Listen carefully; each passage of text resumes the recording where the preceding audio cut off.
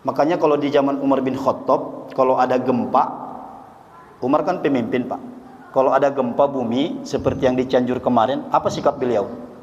Beliau langsung mendeteksi sembari berpidato, kalau bahasa kita mah, siapa di antara kalian yang berdosa?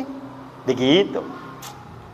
Mesti ke sana, karena mafhum muwafaqah ayat ini menunjukkan ayyusibahum, jelas Allah ingin menimpakan musibah kepada kalian. Kenapa? Biba'di dzunubihim, karena dosa-dosa yang kamu lakukan. Maka dalam Islam, dosa itu musibah yang paling besar. Lebih besar daripada musibah banjir, gempa, angin puting beliung. Jauh lebih besar bencana dosa.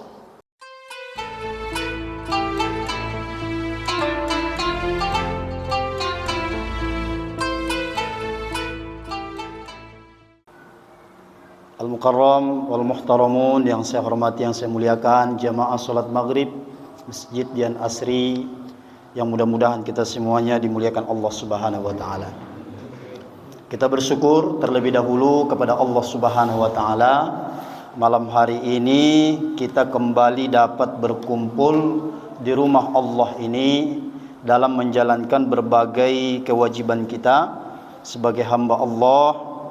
Tadi kita sudah mengawali dengan salat maghrib berjamaah, qabliyah, ba'diyah, dan waktu yang ada ini kita manfaatkan juga untuk menggugurkan kewajiban kita, yakni dalam rangka menuntut ilmu. Mudah-mudahan hadirnya kita di sini menjadi wasilah Allah ridho kepada kita semua. Amin ya Allah ya rabbal alamin. Selanjutnya juga kita senantiasa berselawat dan salam kepada Nabi kita tercinta, qudwah kita, yaitu Nabi kita, Nabi besar Muhammad sallallahu alaihi wasallam. Mudah-mudahan dengan senantiasa bersolawat kepada beliau, harapan kita, doa kita kelak di yaumil qiyamah ini menjadi wasilah pula kita dikelani oleh beliau, dan kita pun berhak mendapatkan syafaatnya beliau, dan pada akhirnya insyaallah taala kita semua akan menuju jannahnya berjalan di belakang beliau. Amin ya Allah ya rabbal alamin.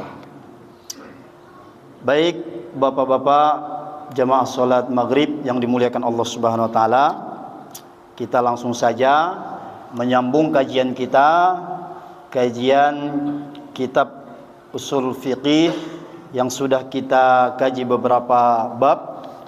Terakhir kita sudah sampai pada bab wajib ditinjau dari segi orang yang melaksanakannya.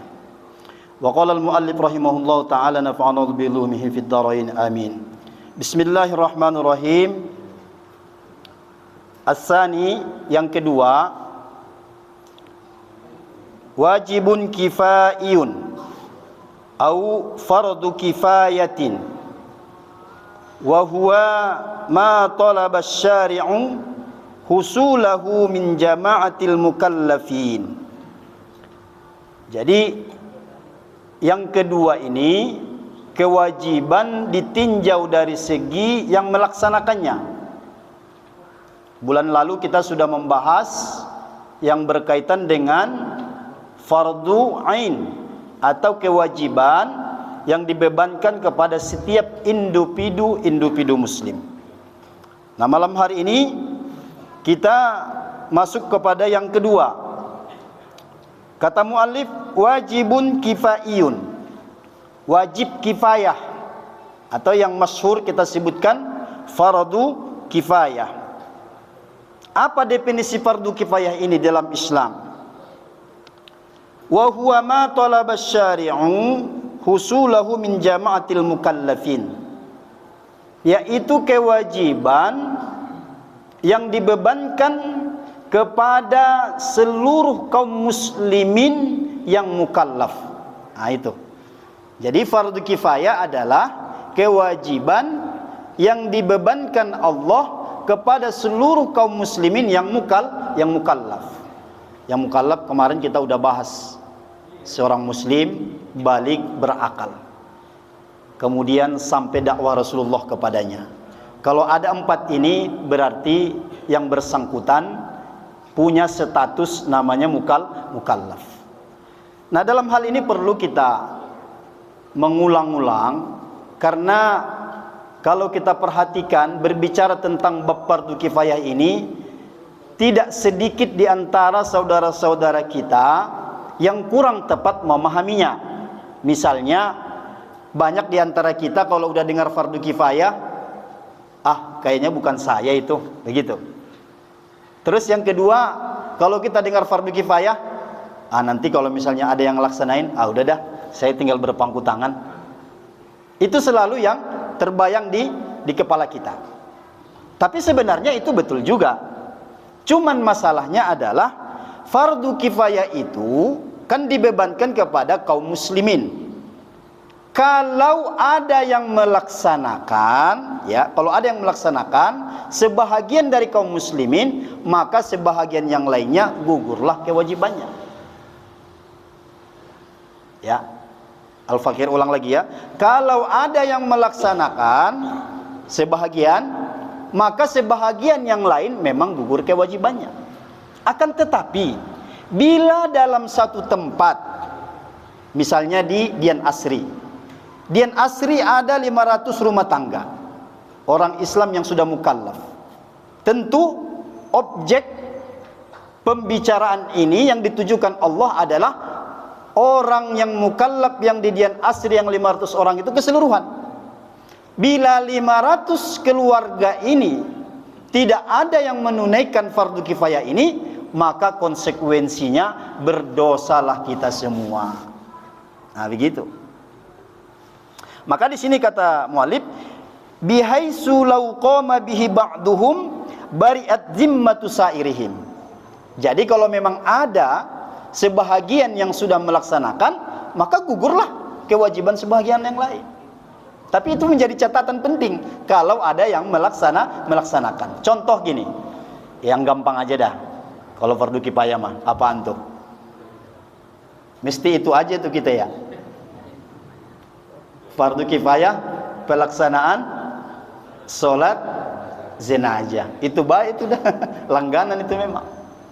Coba kita perhatikan. Kewajiban orang Dian Asri terhadap pelaksanaan fardu kifayah jenazah ada 4. Maka bila ada salah satu yang tinggal dari 4 ini, seluruh Dian Asri berdosa. Ini disepakati oleh ulama. Apa kewajiban kita terhadap seorang mayit? Yang pertama, memandikannya.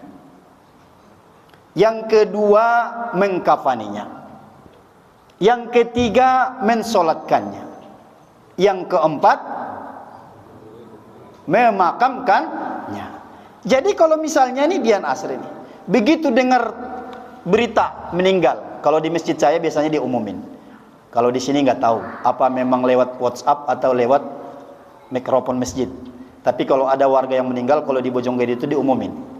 Innalillahi wa inna ilaihi raji'un, gitu ya. Telah meninggal, berpulang ke rahmatullah saudara kita Anu bin Anu. Itu kita sepakat berduyun-duyun tuh, datang ke rumah yang sohibul musibah. Datang ke situ, kemudian nanti disepakati ada yang melaksanakan. Nanti sudah ditunjuk petugasnya, ada yang memandikan. Kemudian seandainya, ini coba kita mau lihat, seandainya setelah dimandikan, lalu kemudian dikafani. Setelah dikafani selesai, maka dibawalah ke masjid, disolatkan. Kalau seandainya ini mayit dibawa ke masjid, enggak ada yang mensolatkan, maka semua kita sepakat, seluruh ulama sepakat, maka berdosalah satu kampung ini. Meskipun tadi sudah tertunaikan 2 tahapan, karena satu paket. Apalagi misalnya biasanya kalau pas lagi dari memandikan, takziah dulu ya, takziah, memandikan, mengkafani, sampai ke masjid masih ramai tuh, ya. Walaupun nanti jumlah dari takziah ke rumah yang sohibul musibah daripada yang ikut mensolatkan udah mulai berkurang. Begitu nanti mau dibawa ke pemakaman, mulai berkurang lagi tuh biasanya. Kita biasanya sibuk lah apa urusannya begitu. Akhirnya solat yang mensolatkan di masjid ini nanti ada 100 orang, biasanya yang ke pemakaman itu nggak nyampe 100 orang. Jadi kalau misalnya nih sampai di masjid doang, tidak diantar ke kuburan, ke pemakaman, maka belum gugur. Sampai nanti betul-betul itu mayit ditanam, ditaruh di liang lahat, barulah selesai kewajiban kita semua. Jadi ada 4 unsur. Apa yang ingin kita sampaikan, bapak-bapak yang dimuliakan Allah Subhanahu wa taala, di dalam Islam terlalu banyak fardu kifayah. Walaupun mohon maaf, kita harus berkata jujur, kalau dengar fardu kifayah mesti contohnya pelaksanaan sholat jenazah. Tapi terlalu banyak fardu kifayah di dalam Islam. Nah, yang fardu kifayah tadi itu, ini kita lihat realitasnya.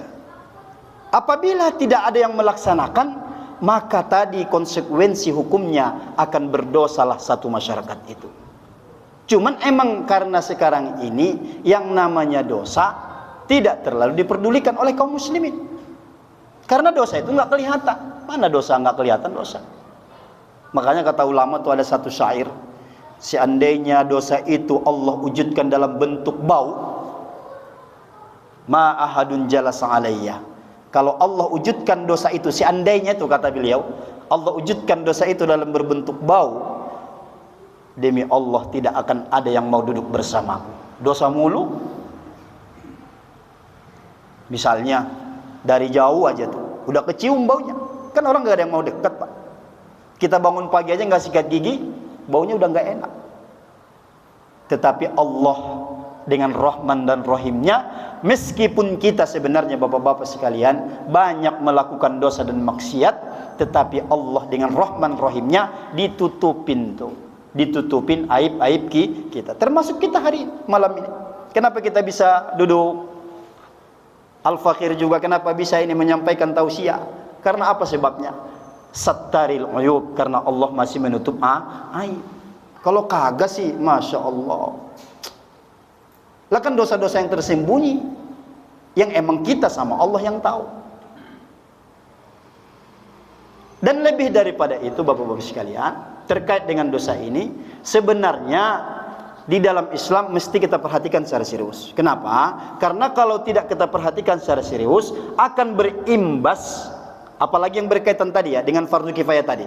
Yang akan merasakan itu bukan lagi individu, tapi semua kita akan merasakan akibatnya. Contoh satu begini. Di dalam surah Al-Maidah Allah menyebutkan, ketika Allah awali ayat itu, ayat 49, lalu kemudian ujung ayat itu Allah kunci dengan kalimat fa in tawallauhum, wahai Rasulullah, wahai Muhammad, apabila mereka tidak mau, mereka enggan mengikuti petunjukmu, apa yang terjadi hadirin yang dimuliakan Allah? Fa in tawallau, kata Allah, fa'lam, maka ketahuilah, kata Allah, apa yang terjadi? Annama yuridullahu ayyusibahum bi ba'di dzunubihim. Jadi Al-Maidah 49 berbicara ini nanti supaya kita lebih hati-hati. Apabila mereka tidak mau mengikutimu ya Rasulullah, mereka enggan, fa'lam, maka Allah akan annama yuridu ayyusibahum, akan menimpakan musibah kepada mereka. Karena apa? Bi ba'di dzunubihim. Coba kita garis bawahi. Bi ba'di dzunubihim. Karena akibat sebahagian dosa-dosa yang mereka lakukan. Makanya kalau di zaman Umar bin Khattab, kalau ada gempa, Umar kan pemimpin, Pak. Kalau ada gempa bumi seperti yang di Cianjur kemarin, apa sikap beliau? Beliau langsung mendeteksi sembari berpidato, kalau bahasa kita mah, siapa di antara kalian yang berdosa? Begitu. Mesti ke sana. Karena mafhum muwafaqah ayat ini menunjukkan ayyusibahum, jelas Allah ingin menimpakan musibah kepada kalian. Kenapa? Bi ba'di dzunubihim, karena dosa-dosa yang kamu lakukan. Maka dalam Islam dosa itu musibah yang paling besar, lebih besar daripada musibah banjir, gempa, angin puting beliung. Jauh lebih besar bencana dosa. Makanya para ulama salaf itu target mereka tuh dalam kesehariannya apa tuh? Yaumun la tuktabu alaihi dzambun. Begitu. ketika mereka orang-orang di masa lalu yang kita sebut dengan generasi salaf, yang menjadi target mereka, standar mereka dalam hidup menjalani kehidupan apa? Jangan sampai hari itu dicatatkan dosa atas diri mereka. Atau dalam bahasa yang lain, sahabat itu kapan mereka gelisah, kapan mereka galau, kapan mereka pusing? Ada. Kapan? Saat mereka melakukan dosa dan saat mereka turun semangat ibadahnya, baru mereka gelisah. Kalau kita kan beda ya. Kita mau gelisah rata-rata pasti nggak jauh-jauh urusan dari duit itu. Bahwa nanti kita sedang melakukan dosa nggak keendes tuh Pak, nggak berasa. Tapi kalau duit di dompet menipis, aduh, kayaknya gerimis-gerimis sedikit, segan amat ini ke masjid ya. Pilek gampang sakit kita mah kalau dompet tipis. Sangat berpengaruh. Makanya saya sering sampaikan, mudah-mudahan diberikan kesehatan jasmani, rohani, ekonomi. Karena ini sangat menentukan. Tapi kalau duit lagi kencang tuh, waduh, masya Allah, objek-objek yang lagi tembus dah ya. Kayaknya enak banget dah. Pokoknya kalau ada tamu ke rumah juga, masya Allah, kita nyuguhin apa baik juga keluar itu. Tapi giliran susah ini, jangankan bertamu, apalagi orang datang minjam ke rumah. Waduh, lu lagi minjam duit, saya juga lagi pusing, begitu gitu. Nah, itu berkaitan dengan konsekuensi dosa. Maka apa sikap kita Bapak-Bapak sekalian? Jangan sampai atas dosa-dosa yang kita lakukan kita merasa nyaman. Jangan Pak. Na'udzubillah wal ya'udzubillahi min zalik. Takutnya nanti Al-Maidah berlaku. Ayyusibahum bi ba'di dzunubihim. Nah, sekarang contohnya apa lagi fardu kifayah itu? Nah, supaya kita paham. Sekaligus kita melihat apakah ini sudah tertunaikan atau tidak. Di sini kata mu'allif, mislu al-jihadi fi sabilillah, jihad di jalan Allah. Konteks sekarang, kalau jihad di jalan Allah ini mah banyak dah macamnya. Kalau di jalan Nabi ini memang tertumpu pada peperangan. Tapi kan kita alhamdulillah tinggal di negeri aman sentosa. Terus gimana jihad kita di jalan Allah? Termasuk ini, hadir di majelis ilmu, jihad fisabilillah. Ayah, seorang suami, apa jihadnya? Termasuk berangkat pagi pulang malam dalam menafkahi anak istrinya. Tetapi ini nanti jihad fisabilillah yang dimaksudkan kitab ini memang adalah bertumpu kepada peristiwa peperangan. Kalau dalam konteks sekarang, apabila tidak tertunaikan ilmu nih, majelis ilmu, maka kita berdosa juga Pak. Maka selanjutnya kata mu'alif, apalagi contoh fardu kifayah? Wal amri bil ma'ruf wan nahyi anil munkar. Amar ma'ruf nahi munkar Pak. Dian asri nih, kalau misalnya na'udzubillah wal ya'udzubillah min dzalik, ada satu rumah, di dalam rumah itu ada dua orang laki-laki perempuan belum nikah, alias apa namanya itu? Kumpul apa namanya itu? Kumpul kambing apa kumpul ayam? Kumpul kebo ya, biar gedean dikit ya. Alias kumpul kebo. Misal kata nih, seandainya ada. Terus Dian Asri melihat, apalagi misalnya kebetulan nggak jauh dari masjid. Datang satu, biarin dah, yang penting bukan anak saya. Datang satu lagi, biarin dah, penting bukan saudara saya. Datang satu, biarin dah, ntar ada polisi yang ngurusin. Datang satu, biarin dah, ntar ada ulama. Maka semua Dian Asri berdosa. Nah ini fardu kifayah. Tadi kita berangkat dari definisinya tadi Pak. Kalau tidak ditunaikan oleh sebahagian, tapi kalau misalnya Pak DKM nanti mengkomando, menggandeng RT RW, menggandeng kepala desa, menggandeng polisi, terus yang lain belum ikut, ya gugur. Cuman kan tadi persoalannya di sini, DKM juga nggak bergerak, siapa juga nggak bergerak, diam aja kita semua melihat kumpul kebo, maka seluruh kampung ini akan berdosa. Nah ini amar ma'ruf. Kalau amar ma'ruf sih kayaknya sih lebih gampang ya, maksudnya lebih ringan lah.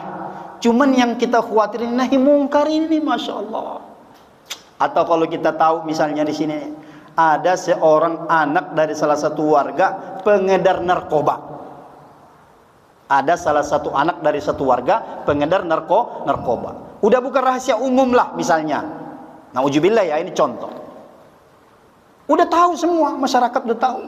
Tapi sekali lagi, karena takut bermasalah dan nggak mau mendapatkan masalah, alasannya mau begitu, lalu memilih diam, statis. Akhirnya apa yang terjadi? Semua nanti anak-anak kita sedikit demi sedikit ikut, pertama 2 orang, 3 orang, 4 orang, 5 orang, 6 orang.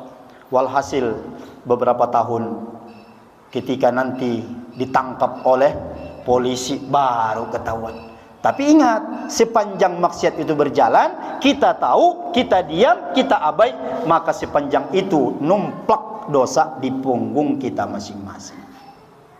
Nah ini nanti, maka kita khawatir, ya kita khawatir kalau fardu. Maka ulama itu, sebahagian ulama punya pendapat, justru kita ini bapak-bapak sekalian mesti lebih konsentrasi mendeteksi fardu-fardu kifayah yang belum tertunaikan.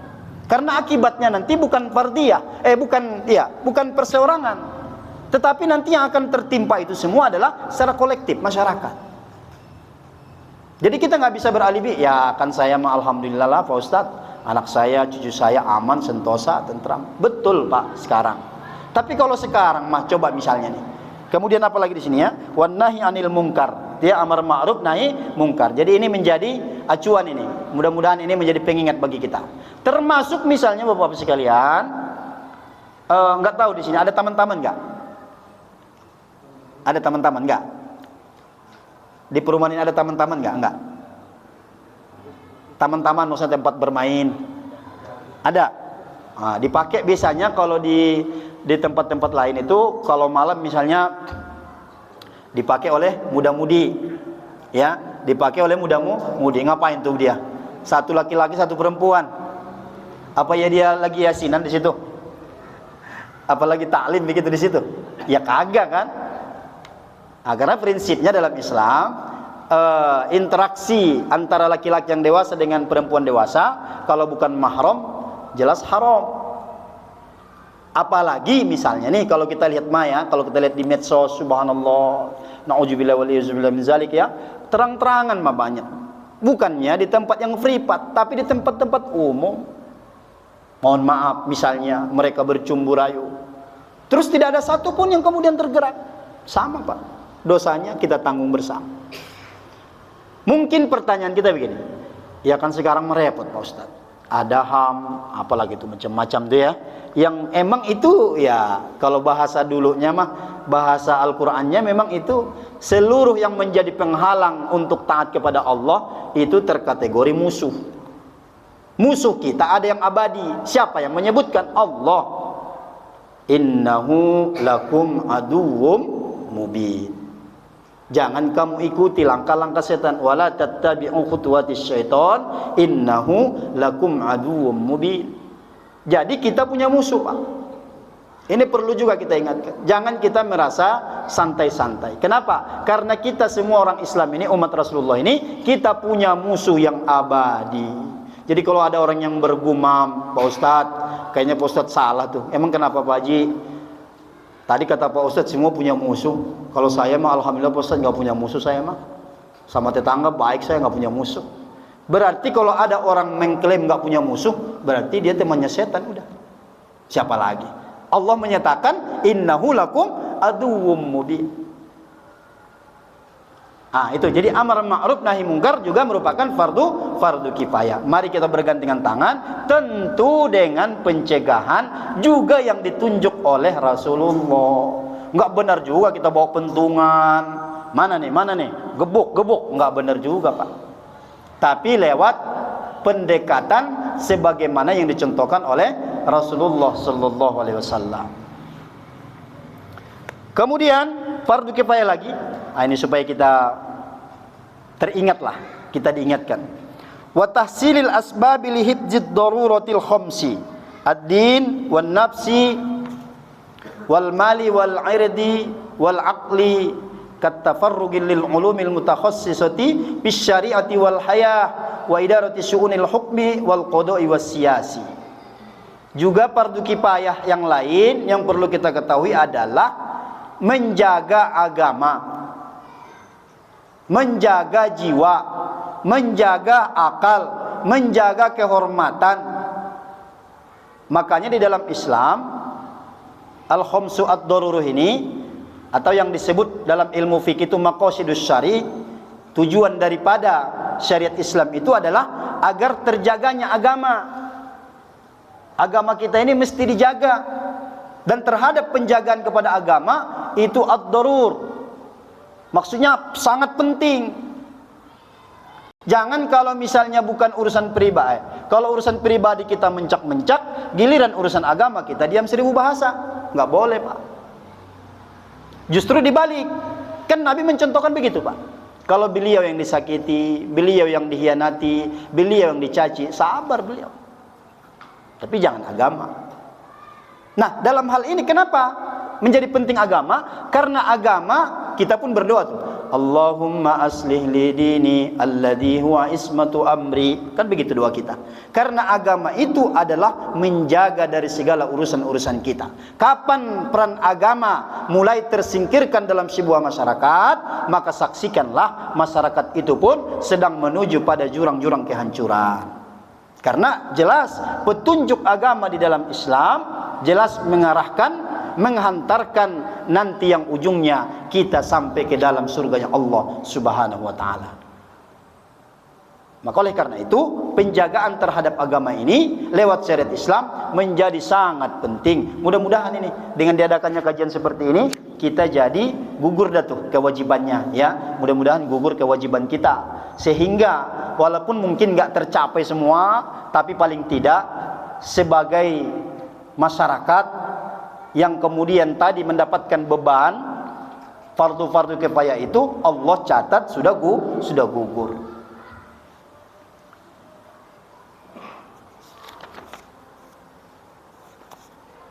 Wal aqli wal hirsi wal irdi wal mali. Nah, apalagi misalnya berkaitan dengan penjagaan terhadap kemuliaan atau keturunan atau harta, itu semua tidak ada yang bisa menjaga itu kecuali dengan maksimalnya peran agama dalam sebuah masyarakat. Contoh misalnya tadi kasus anak muda-mudi tadi itu, kalau seandainya agama ini hidup di sini misalnya, tentu tadi yang anak muda tadi nggak bakal ada yang kemudian bergandengan, bercumbu rayu, nggak bakal ada. Kenapa? Karena di dalam Islam, dalam hal itu jangankan jauh-jauh hari sudah diberikan petunjuk, langkah-langkah preventif. Apa itu? Wala taqrabuz zina. Tuh, agama tuh. Kalau agamanya hidup, kalau agamanya jalan. Jangankan berzina, mendekati aja nggak boleh. Begitu kata Allah. Apa perbuatan-perbuatan yang mendekati zina? Ada ini potensi dalam diri kita. Kita ini semua yang hadir di sini, bapak-bapak, alhamdulillah kita semua adalah pria-pria yang normal. Ada mata kita, Pak. Ada mata, ada pendengaran, ada akal, ada pikiran. Ini semua kalau tidak dibimbing oleh agama akan sangat berpotensi untuk melakukan taqrabuz zina. Apalagi konteks sekarang kan, kita keluar aja ke mana tuh, ke CCM misalnya, ya nggak usah ke CCM lah, jalan-jalan di sini aja muter-muter, pasti kepentok mata kita kan. Nah, oleh karena itu dalam hal ini Islam tidak ada satu ajaran syariat di dalam kehidupan kita ini, di dunia ini, yang memberikan aturan sedemikian rupa sempurnanya terhadap pencegahan tadi itu kecuali syariat Islam. Baru nggak boleh berdua-duaan atau kholwat. Ada laki-laki tadi tuh berkholwat nggak boleh. Atau ikhtilat. Ikhtilat itu apa? Campur baur laki-laki dan perempuan yang bukan mahram. Nah, ini semua hari ini sekali lagi tadi, makanya saya awali tadi, adalah realitas pemandangan yang cukup biasa bagi kita. Tidak ada yang tergerak satupun dan tidak ada yang merasa berdosa satupun. Apalagi mohon maaf, kalau kita ke pesta sekarang ini, susah kan nyarinya Mah ya. Kalau kita ke pesta itu jarang lah, saya belum ketemu sih kayaknya ya. Cuman mungkin ada yang ketika pesta itu diadakan, ya paling tidak dikondisikan lah begitu, tidak bercampur. Yang ada juga sebaliknya. Nah, hal-hal seperti ini sekali lagi bagi sebahagian kita tidak dianggap salah, apalagi dosa. Kenapa? Karena udah biasa Pak Ustadz, udah adat. Tapi pun kita akan mengerti dan paham semua yang kita lakukan di dunia ini, cepat atau lambat, kalau kiamat mah nggak usah kita hitung dah. Ada yang mengatakan sekian, ya memang gak ada yang tahu kapan jadinya kiamat. Tapi kan kita, kalau kita mati kan udah kiamat juga. Nah, ketika kita kiamat alias meninggal, kita dihadapkan dengan pertanggungjawaban. Faman ya'mal mithqala dzarratin khairan yarah. Jangankan dosa-dosa yang gede tadi tuh, yang kolektif, yang fardu kifayah, sebiji zarrah pun gak ada yang terlewat. Makanya Abdurrahman As-Sudais di Makkahul Mukarramah ketika membaca ayat faman ya'mal mithqala dzarratin khairan yarah, nangis beliau, Pak, bercucuran air mata. Jamaah Indonesia bingung, kenapa lah ini Imam Sudais nangis setiap baca ayat ini? Lah kita gak ngerti artinya. Tapi kan Imam Sudais masuk ke dalam ubun-ubunnya, Pak, maknanya, Pak. Ya Allah ya Rahman, Al-Quran berbicara, jangankan yang gede, sebiji jarro dihitung sama Allah Subhanahu wa ta'ala. Lalu merenunglah dia, begitu banyak dosa yang dilakukan, nangis, Pak. Lah kalau kita dibaca, apalagi kalau panjangan ayatnya imamnya, pegal kita ya. Kalau di Makkah kan nangis kita, doa kunut biar kata lama nangis kita. Jamaah Indonesia juga ikut-ikutan nangis. Kagak tahu apakah nangis karena memang ngerti ayatnya, apa karena pegel kelamaan. Kagak paham juga tuh. Jangan-jangan lagi pegel dia kan. Mau pulang kagak bisa, apalagi udah masuk ke dalam kan. Susah banget itu mundur ke belakang. Apa keinjak apa gimana kita nggak tahu. Penting nangis aja udah. La haula wala quwwata illa billah. Nah, kemudian fardu kifayah yang lain lagi apa? Ilmu-ilmu mutakhassisah. Ilmu-ilmu yang khusus. Contoh misalnya, Pak, kalau dalam ilmu syariat yang sekarang jarang, ilmu tentang waris, faraid. Jadi Pak, kayak misalnya nanti ada yang meninggal, kan dalam Islam begitu, Pak. Harta itu diatur. Salah satu yang diatur oleh syariat Islam adalah harta seorang hamba Allah yang ketika dia nanti meninggal, maka nanti ada yang berhak mengelolanya selanjutnya, yaitu namanya ahli waris. Itu harus dihitung sesuai dengan syariat Islam, baru absah di hadapan Allah Subhanahu wa taala. Sekarang ilmu faraid udah jarang nih sekarang. Orang bagi harta sekarang jarang kita dengar sesuai dengan acuan syariat Islam. Apalagi sekarang ini banyak kompor-kompornya nih. Masa dia laki-laki 2, perempuan 1? Lah kan dia udah kaya, Pak Ustaz. Saya yang miskin katanya yang perempuan. Enggak adil ini syariat Islam ini. Dikoreksi dah tuh aturan Allah. Jadi ilmu tentang waris itu wajib. Misalnya nih di kampung ini nih, tapi ini mau hukum ya Pak ya. Misalnya di kampung ini tidak ada satupun yang mengerti tentang ilmu waris, ya berdosa juga kita jadinya.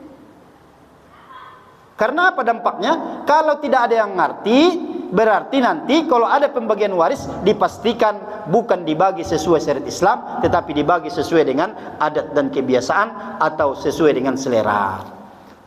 Nah itu gampangnya begitu. Makanya wajib tuh.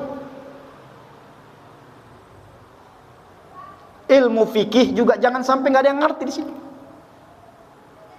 Jadi ilmu-ilmu khusus itu juga fardu kifayah. Tapi bila ada satu orang saja nih dalam hal ilmu ini, maka gugur semua. Karena ada tempat bertanya. Tapi kalau untuk ini insya Allah masih aman kita. Kenapa? Karena Masjid Dian Asri aktif sekali dalam melakukan kajian. Hanya tinggal bagaimana nanti jamaahnya memanfaatkan kajian ini. Makanya memang ya kalau Al-Fakir di tempat lain itu mesti ada memang sesi tanya jawabnya. Gitu. Cuman karena kita memang di sini kajian habis maghrib, waktu terbatas, ya mudah-mudahan bisa nanti bertanya di kajian-kajian lain, misalnya besok Ahad gitu kan, nggak apa-apa Pak. Ini dimanfaatkan. Gitu. Kemudian apa lagi yang fardu kifayah dalam Islam? Fis syari'ati wal hayati wa idarati syu'unil hukmi wal qada'i was siyasi. Juga termasuk dalam hal ilmu-ilmu tentang misalnya kedokteran. Ini juga yang jarang sekarang. Padahal ini fardu kifayah. Ilmu kedokteran.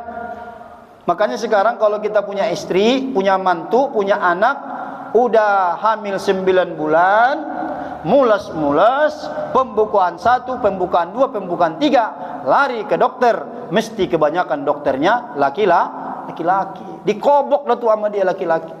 Walaupun dalam kondisi-kondisi darurat memang boleh. Tapi mestinya yang menangani itu idealnya dokter perempuan juga. Apalagi mohon maaf, Dokter yang laki-laki itu pun tidak seorang muslim. Cuman kita nggak ada lagi, mau kemana lagi kadang-kadang. Emang boleh nggak? Ya boleh sih kalau memang nggak ada lagi. Maka untuk itulah kita kemudian diwajibkan secara kolektif ada tuh. Makanya saya sering sampaikan, anak itu mah nyekolahin ke pesantren bukan mau jadi ustadz semua, kagak. Buat bangun pondasi doang itu mah anak ke pesantren. Tapi nanti profesinya jangan ustadz semua. Ini siapa yang jadi dokter?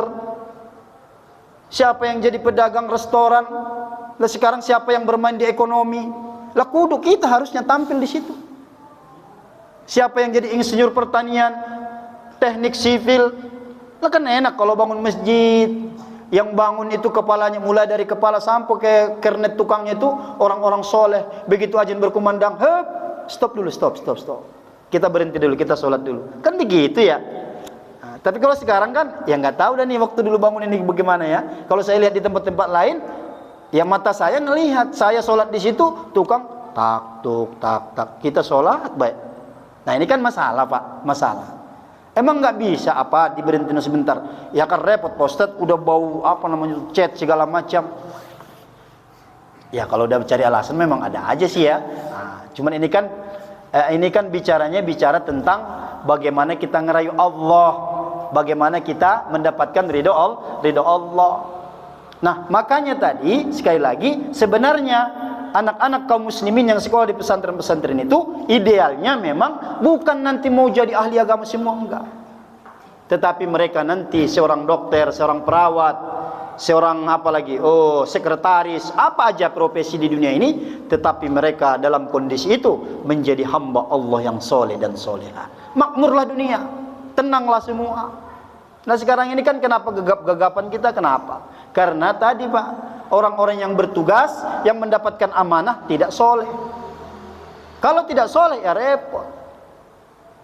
Ngurus KTP aja kalau Pak RT-nya nggak soleh, bingung juga kita Pak. Saya kebahagiaan itu dulu sempat, qadarullah itu KTP hampir 2 tahun baru jadi.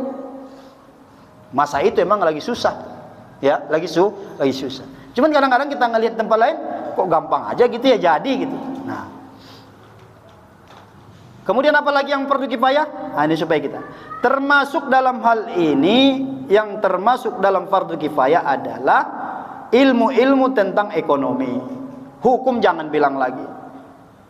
Wal qada'i wassiyasi, termasuk dalam hukum politik, semua itu adalah merupakan fardu kifayah yang orang Islam harus hadir sebagai pemainnya di sana. Supaya apa? Supaya yang dipakai itu adalah aturan Allah dan sunnah Rasulullah. Hari ini kita mesti menahan, mesti mengelus dada. Kenapa?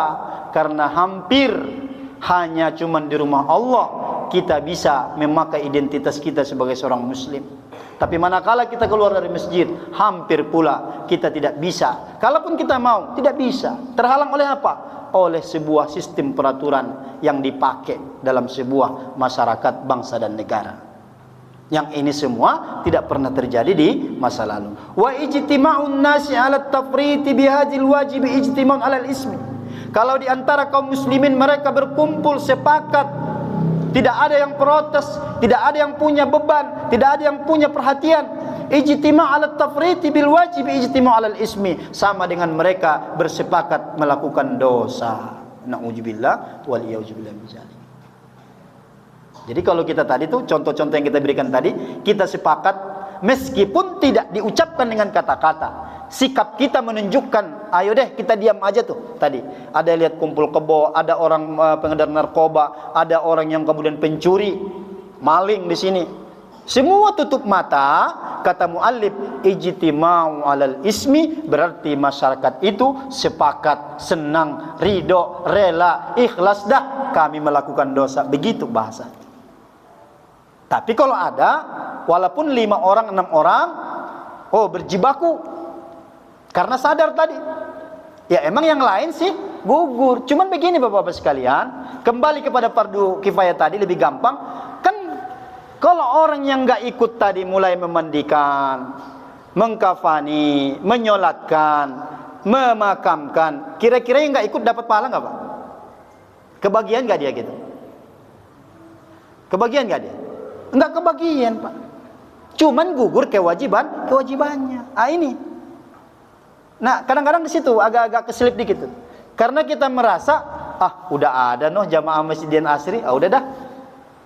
Ntar kebanyakan lagi, repot lagi. Iya, memang gugur kewajiban. Cuman kita nggak kebagian kue, ibaratnya begitu.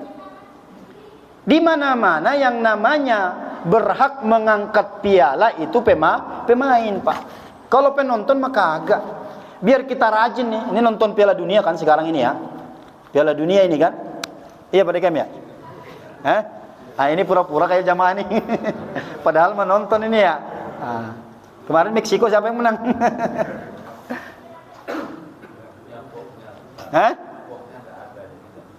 Oh gitu. Oh, alhamdulillah. Emang sekarang orang udah jarang nonton TV ya semenjak ada HP ini. Tapi yang namanya kita penggemar bola Bapak-bapak sekalian, jangan Piala Dunia dah, kejauhan dah. Piala domestik aja. Kita misalnya nih supporternya Persija. Pokoknya supporter sejati. Kapan itu Persija main, kita nggak pernah ketinggalan. Selalu ikut. Main di mana aja kita ikut. Kita bela-belain, Pak. Kita bela-belain. Bahkan kita ngambil tiket yang VIP. Kalau bisa VIP. Tuh. Saking senangnya ama itu klub kesayangan kita tuh. Tapi giliran nanti Persija menang dalam pertandingan bola, kemudian nanti pemain seluruhnya masuk ke lapangan mengangkat piala. Saya mau nanya, bapak-bapak yang sudah loyalitas tadi, beli tiket VIP tadi, boleh nggak ikut ke dalam, Pak? Kagak boleh, Pak. Cuma nonton doang kita mah. Yang boleh ngangkat piala itu cuma pemain. Maka oleh karena itu, karena ini babnya bab fardu kifayah, apa mindsetnya? Jangan kita menjadi penonton Bapak-bapak sekalian. Targetnya jangan hanya udahlah, udah gugur kewajiban saya, jangan. Tetapi kita justru hadir sebagai pemain. Apa baik perannya, nggak masalah. Kan nggak mesti semua striker, Pak. Kalau semua striker juga itu permanen nggak jadi. Jadi kita orang Islam ini, umatnya Rasulullah ini, disitulah urgensi kenapa kita kata Allah innamal mu'minuna ikhwah, supaya kita ngerti kita diikat sama Allah, kita bagaikan satu tubuh, satu badan. Yang namanya satu tubuh, satu badan, ya tugasnya beda-beda. Hidung nyium bau apa nih? Begitu habis kecium, mata bereaksi melihat, oh iya cempedak itu. Apakah dengan mencium dan melihat itu cempedak bisa keambil? Kagak kan? Habis kecium, bau apa nih? Lihat mata, cempedak. Kaki ngomong, jalan dah ke situ. Begitu nyampe di pohonnya, ya tangan juga ikut. Manjat terus. Begitu dijatuhin ke bawah, udah selesai? Belum.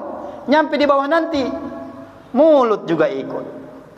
Ambil pisau dulu ya, ambil pisau dulu. Sampai ke dalam perut kita. Usus juga mengelola. Artinya satu unsur, satu elemen dari badan manusia tidak ikut, tidak aktif, tidak menjadi pemain, maka target yang akan kita dapatkan itu akan sangat berpeluang gagal. Itu analoginya, Pak. Sama dengan kita kaum muslim. Tapi kalau semua bergerak seperti mengadakan kajian, ada yang bahagian ya cuman ngangkat-ngangkat aqua, subhanallah, emang kagak dihitung, Pak. Ada bagian speaker, ya speaker kan sekarang nih, ya alhamdulillah saya nggak muji-muji Dian Asri nih, saya termasuk yang lumayan muter-muter, Dian Asri termasuk paling bagus speakernya. Banyak masjid-masjid itu sampai serak suara saya, malah di dalam nggak kedengaran, di luar kencang.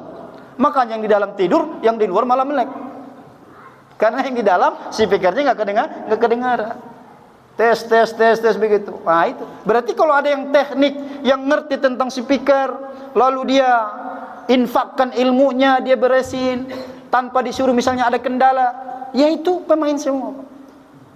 Walhasil kesimpulannya, dalam hal fardu kifayah ini kita tidak boleh menjadi penonton, harus menjadi pemain, supaya kita Allah nobatkan sebagai pemenangnya nanti ketika fajar kemenangan Islam. Kita pun semua berhak mengangkat piala masing-masing, dan kita dicatat oleh Allah Subhanahu wa taala, kuntum khairu ummah ukhrijat linnas ta'muruna bil ma'ruf wa tanhauna 'anil munkar. Jadi kita ini umat Rasulullah dinobatkan Allah sebagai umat terbaik bukan karena banyak hartanya, bukan karena jabatannya, bukan karena cantiknya, bukan karena gantengnya, bukan karena gemuknya, tetapi karena apa? Ta'muruna bil ma'ruf wa tanhauna 'anil munkar. Aktif dalam melakukan amar ma'ruf nahi munkar. Kalau kita semua aktif, insyaallah taala itulah yang mengangkat derajat kita setinggi-tingginya di sisi Allah Subhanahu wa taala. Jangan kita hitung berapa besar peran kita. Yang penting yang kita pikirkan adalah terkhusus fardu-fardu kifayah ini bagaimana kita berperan aktif semua.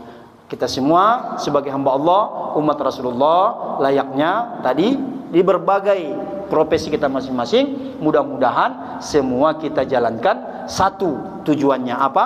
Tetap dalam koridor, dalam bingkai menghamba kepada Allah, cinta kepada Rasulullah, sehingga niatnya cuma satu, mukhlisina lahuddin, dan caranya cuma satu.